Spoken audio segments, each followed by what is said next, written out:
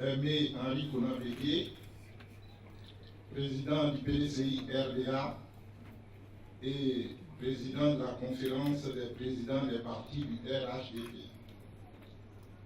Madame Henriette Bédié, ma soeur,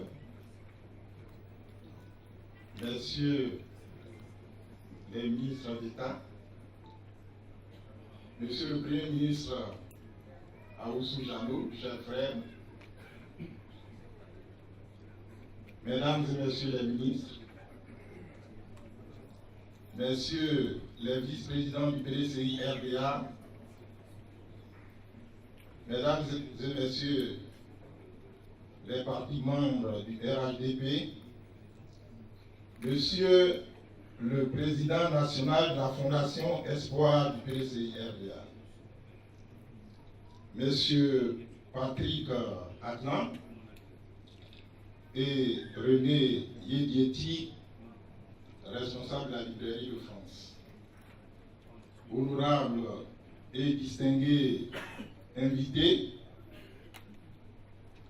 autorités traditionnelles, Mesdames et Messieurs, la Fondation Espoir a eu l'amabilité de placer sous notre patronage et sous le haut patronage du président Henri Konan Bédié cette belle cérémonie, la sortie officielle de dédicace du nouveau livre de Faustin Toa, Henri Konan Bédié, Appel de Daougro, Ma vie, servir la Côte d'Ivoire.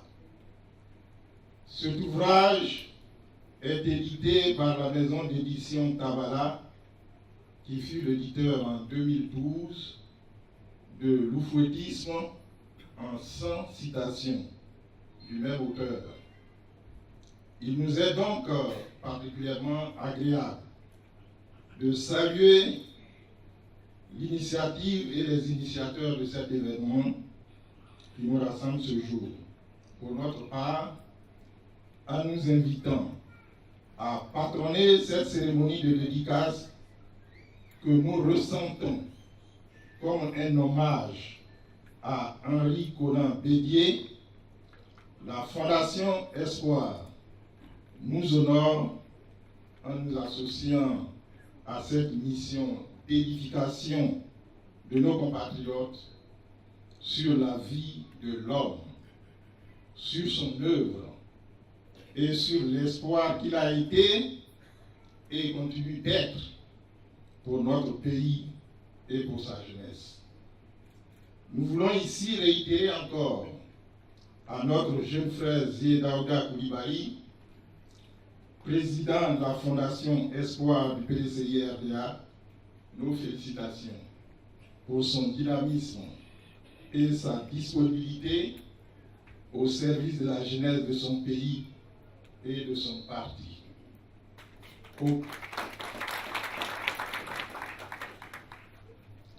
Aux partenaires de la Fondation Espoir du PDCI RDA, nous adressons nos remerciements particulièrement à M. Patrick Atlan et à René Yedieti de la librairie de France. À Faustin Toa, nous voulons dire toute notre admiration pour son sens des opportunités et pour ce second coup de maître. En publiant cet ouvrage, cher Toa, vous avez été guidé par votre noble volonté de faire connaître à la jeunesse qui est Henri Konan Bédié et pourquoi son ambition de mettre sa vie au service de la Côte d'Ivoire est au cœur de ce qu'il est convenu d'appeler l'appel de Daougro. À ce stade de notre propos, nous voudrions saluer et remercier de sa présence notre sœur Henriette Bédié, qui vient ainsi donner un éclat particulier à cette cérémonie de dédicace. Comme le faisait remarquer Jean-Marie Adjafi, la vie et l'œuvre de Henri Konan Bédié se résument à l'histoire d'une grande rencontre. C'est la rencontre d'une passion avec une idée, une nation, une terre et un peuple. C'est l'histoire de la passion pour une Côte d'Ivoire, maîtresse de son destin, maîtresse de l'initiative historique et qui recouvre la joie de la liberté, le frisson de la créativité et le dynamisme de l'imagination. Après avoir réglé ses comptes avec sa propre conscience de révolté entre guillemets, la puissante pensée de Bédié a su le conduire à être un des piliers de l'oufouettisme inspiré par le sage de l'Afrique. Cette puissance de pensée l'a également conduit à s'attacher constamment au progrès et au développement intégral de l'homme. Cette souplesse intellectuelle montre avec combien de rigueur s'opère chez Bédié la maîtrise des désirs de changement.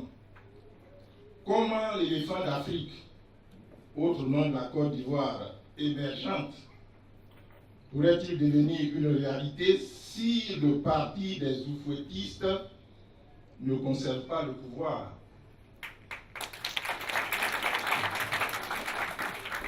Voici à nos yeux ce qui motive si fortement chez Bédié l'appel de Daoukourou. Outre le renforcement de l'oufouettisme, pour plus de stabilité, pour la promotion du dialogue social et pour la réconciliation, l'appel de Daoukourou repose en vérité sur 3 leçons politiques.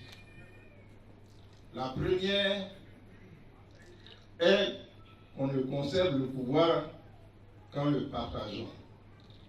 La deuxième est que le sacrifice qu'on consent vise à faire en sorte qu'il y ait plus de sacrifices parce que on entend mettre fin au cycle infernal des sacrifices inutiles.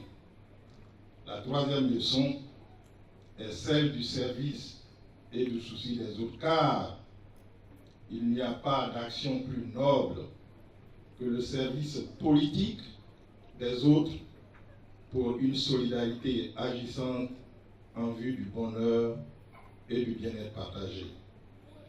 Nous invitons donc chacun à lire cet ouvrage qui nous offre l'occasion de cerner un peu plus les motivations de l'appel de Daoukourou, motivation qu'il a le mérite de placer dans le cadre de la vie, de l'œuvre d'Henri Konan Bédié.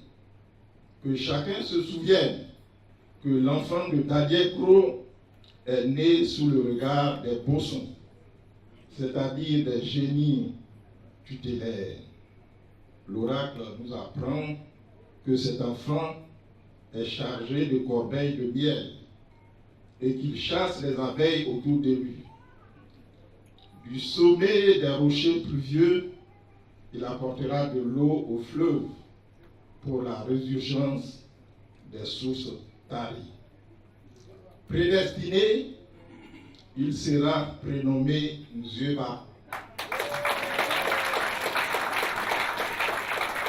Il sera prénommé Nzeba, l'enfant des eaux, commandeur de la pluie. Car dès le berceau, il était une prière aux nuages féconds. Puisse l'appel de Daoukourou fertiliser les sillons pour de nouvelles graines, fruits de l'abondance des greniers de la société nouvelle de l'émergence. Nous avons vu que la couronne de son destin était à la fois tressée de haine et d'amour, de la haine des injustes, de l'amour des justes. Mais les boursons d'une Zinkomwe, veilleront sur lui afin que triomphe, comme annoncé, l'amour, le progrès, la liberté, la justice et la paix. Disons pour conclure, en accent de lumière, toutes les séances sont possibles dans tous les sillons qui attendent dans la patience de la fécondité arrachée les nouvelles graines pour les moissons à faire éclater les greniers de cris de joie de l'abondance. Tel fut conçu HKB, tel il est et fut un homme, une histoire, un destin, l'espoir d'un peuple.